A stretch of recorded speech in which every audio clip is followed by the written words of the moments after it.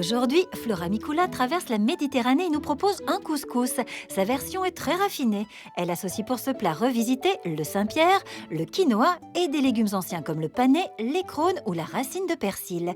Et pour couronner le tout, un bouillon riche en épices ensoleillées. Attention, nos deux candidates devront être très attentives pendant la démonstration du chef. Elles ne pourront compter que sur leurs notes lors de l'épreuve, car elles ne possèdent pas la recette. Les filles, capter le soleil de Flora Mikula comme elle rayonne, toujours jour après jour. Je suis pas mal là, dans la poésie. On commence par quoi? Alors, donc déjà, c'est un Saint-Pierre et on va faire un couscous de légumes anciens.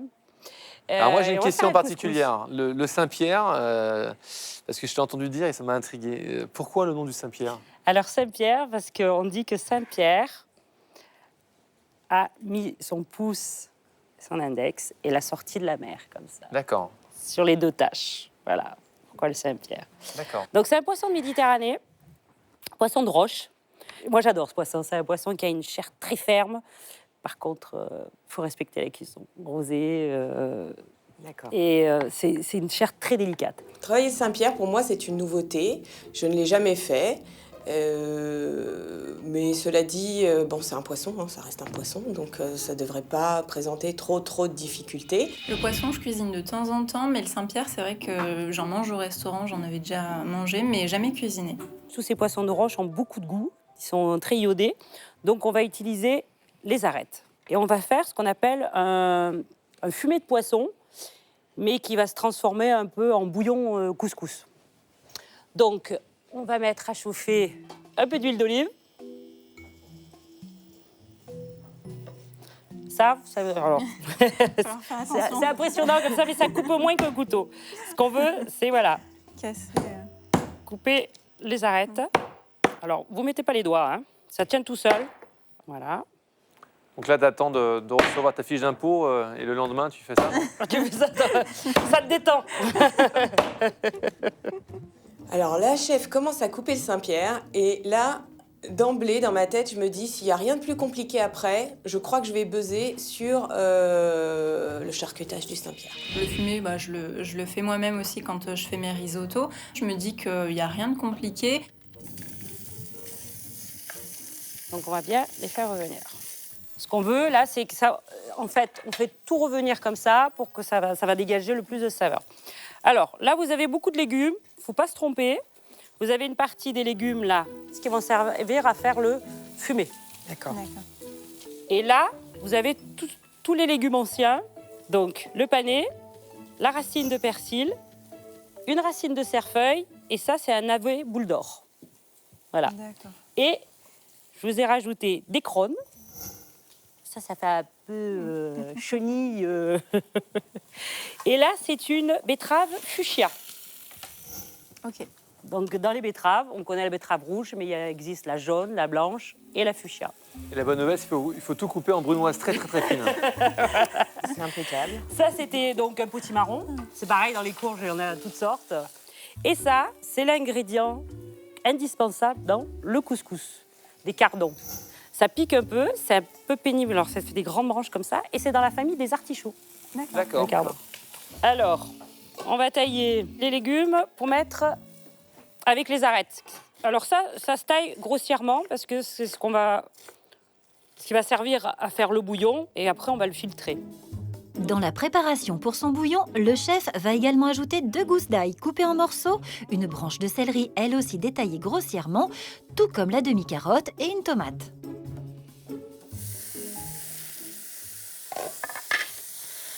Ça c'est la Voyez. cuisine. Hein. Donc Ça ça, fume, c'est... ça sent bon. Là, il faut être bien rapide. On va rajouter un poil d'huile d'olive. Un peu d'huile d'olive donc, et les épices. Alors, dans les épices, vous avez des graines de coriandre, des graines de cumin, des graines de carvi. On utilise beaucoup en Russie, en Pologne. Voilà. Bien évidemment. Et le cumin, c'est plus tout ce qui est Afrique du Nord. Donc là, on est généreux. Et ça, on va torréfier pour que ça dégage le plus vite possible des saveurs. Un peu de gingembre en poudre. Ça, c'est vraiment le bouillon de couscous. Et évidemment, du safran. Alors on s'en garde un petit peu, parce que comme on va filtrer ça, on n'aura plus le safran et on en remettra un petit peu dans le bouillon de tout à l'heure pour cuire les légumes. Vous avez mis une bonne pincée de safran? Oui. Et le gingembre, vous aviez mis combien? J'ai mis une bonne pincée aussi. D'accord. Quand je vois Sarah, au moment de la présentation, je vois qu'elle pose beaucoup de questions. Elle est vraiment très très attentive, donc je m'inquiète assez. Le vin blanc. Donc en fait, c'est la base d'un fumé classique de poisson, sauf qu'on a rajouté des épices. Et là, on va mettre de l'eau, quand le vin blanc est entièrement évaporé. Hein. Alors un fumé de poisson, dans la cuisine classique, ça cuit 20 minutes. C'est pour ça qu'il faut le lancer le plus vite possible. Tout doit aller très vite. Si la recette ne présente pas de difficultés majeures pour l'instant, il ne faut en revanche rien oublier et être très organisé. Au lieu de faire un couscous avec de la semoule normale, moi j'aime bien le quinoa. Il y a ce petit côté Croquant. C'est un peu plus croquant, croustillant. voilà. De la fleur d'oranger, des petits raisins. Donc là, on va mettre nos raisins à tremper dans la fleur d'oranger. On a des pois chiches, donc ça, on les a toujours, les pois chiches, vous les faites tremper la veille, et après, vous les cuisez dans de l'eau bouillante. Et le sel, en dernier, Pourquoi? sinon ça les fait durcir et ils cuisent plus. D'accord. Ça, c'est bien noté, et pas seulement par les candidates. Après les astuces, les corvées. Épluchage de crône. C'est assez simple, on enlève un peu les deux extrémités, comme un haricot vert en fait. De loin, on pourrait presque croire que c'est des petits verres. Hein. C'est vrai, ça a un côté... Ah, c'est pas très sexy, non, ça. c'est hein. non, c'est pas. Non. Et c'est très bon, ça a un petit goût... c'est un peu de l'artichaut, un peu de la topinambour. Le cardon, on l'épluche comme un céleri branche en fait. Et ça, tu disais que c'était la base de la cuisine marocaine. Oui, dans le couscous, il y a toujours du cardon. On va le couper en bâtonnets, tout simplement. Le chef découpe ainsi tous ses légumes anciens, panais, racines de persil, navets boule d'or, en tranches, en sifflets, en quartiers ou en bâtonnets. Chacun a ainsi une forme différente. Et pour terminer, la betterave fuchsia. Vous voyez comme c'est beau? On dirait que c'est pas naturel. Hein. Et on finit par une jolie tranche. On va Généreux le remettre- couscous. Hein. Oui, bah, tu sais, en couscous, hein, pour un, c'est pas possible. Alors, il y a beaucoup de légumes pour ce couscous. Je me dis qu'il y a quand même pas mal de choses, même si c'est pas ultra technique. C'est du taillage de légumes racines, donc a priori pas de grosses difficultés là-dessus. Voilà, on a tous nos légumes. On reprend notre quinoa. Les petits raisins. Donc on rajoute pas l'eau de fleur d'oranger. On va en mettre un petit peu, mais pas tout. D'accord. Allez, 3 bonnes cuillères. Un peu de sel. Huile d'olive. Est-ce que tu pourrais faire de la cuisine sans huile d'olive? Hein? J'ai quand même fait avec l'huile de noisette. Mais le couscous à l'huile de noisette, c'est trop pour cette amoureuse de la cuisine du Sud. Un peu d'eau pour recouvrir le quinoa, un film plastique et le chef met ensuite le tout au four micro-ondes pour 10 minutes de cuisson à la puissance maximale avant de revenir au bouillon. On va rajouter un petit peu de tiges de coriandre. Voilà. Tandis que la coriandre infuse dans le bouillon, Flora Mikula coupe en deux les filets de Saint-Pierre à la chair délicate. Rien n'est perdu. On va poêler le Saint-Pierre. Et on le sale pas avant? Non, on va le saler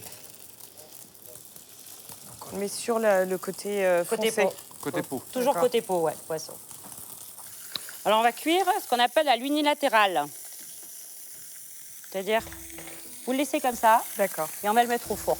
Ah, comme ça, direct. D'accord. Le poisson part au four à 250 degrés pour 6 minutes environ. Il sera cuit quand la chair sera nacrée. Le chef, pendant ce temps, passe le fumet au chinois pour ne garder que le jus.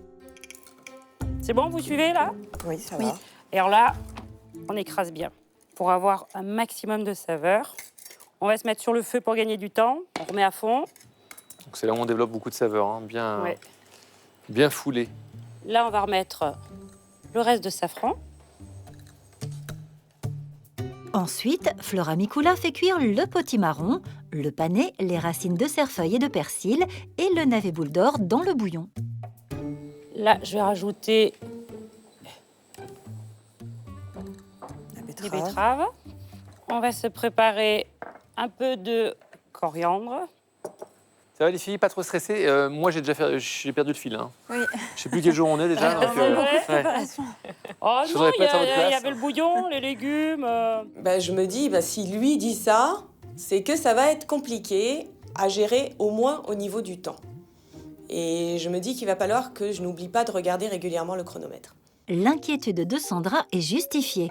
Peu de temps, beaucoup d'étapes, de nombreux ingrédients, des cuissons à surveiller et tout particulièrement celle du poisson. Poisson d'ailleurs qui doit être cuit maintenant. Là, il est pas mal. Voilà. Alors, vous voyez, là, ça commence à nacrer. On voit à l'intérieur. Voilà. Donc là, il est cuit. Et alors, le poisson, c'est comme la viande. Il faut que ça repose. Donc là, il va finir de cuire gentiment. Voilà. Sur la feu Voilà. éteint sur la poêle, comme ça. Voilà. D'accord. Et surtout, feu éteint. Hein. Ouais. Là, on va lui mettre un petit peu de fleur de sel.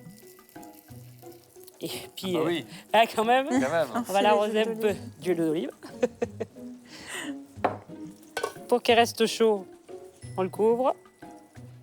Alors, on va regarder nos légumes. Et alors, à quel moment on rajoute les crônes et... Ah, j'ai oublié les crônes. Non, c'était les autres, je crois. Heureusement que Sarah est là pour suivre. Donc, en fait, vous mettrez vos crônes au même moment que les betteraves. Ouais. Et en fait, on voit que c'est cuit avec Oui, la pointe en du piquant, couteau. si ça- D'accord. voilà. Si ça pénètre bien, c'est bon. D'accord. Donc, du coup, là, on va enlever tous nos légumes et on va laisser un petit peu les crônes. Les légumes sont à point. Après les avoir égouttés, Flora Mikula ajoute les pois chiches pré-cuits au bouillon afin de les réchauffer. Il ne reste plus qu'à terminer le quinoa. Le quinoa, on a 10 minutes de cuisson. Là, on va ajouter Parce que quand il y a du beurre, c'est meilleur. un peu de beurre. Et oui, c'est meilleur. Puis, Là. le dressage peut commencer avec le quinoa que le chef recouvre d'abord des légumes anciens. Alors là, du moment qu'il y a de tout, ça c'est à vous après, présentation. C'est votre côté jardin qui doit ressortir. Hein. Toi, t'as fait de la jardinerie. J'adore, on voit les légumes. Là, le poisson.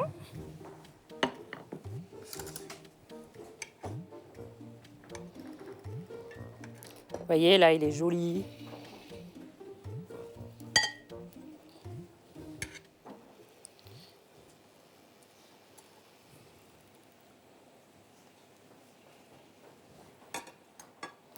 Dans l'autre sens pour qu'on voie bien les chairs. Nos crônes.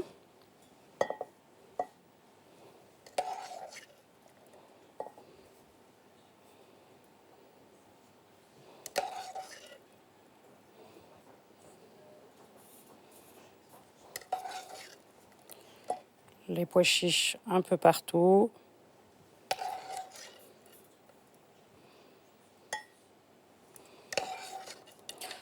C'est le plat convivial. Hein.